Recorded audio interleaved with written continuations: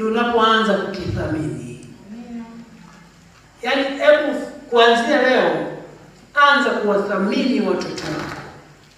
Yaani ona kabisa kwamba watoto wako wale ni zawadi Mungu amekupa.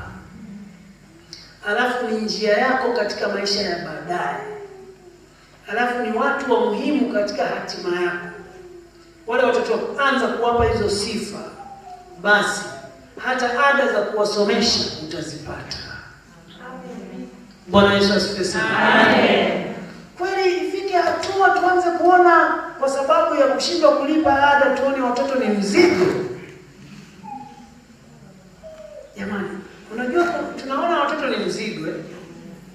Ndiyo, mimi najua.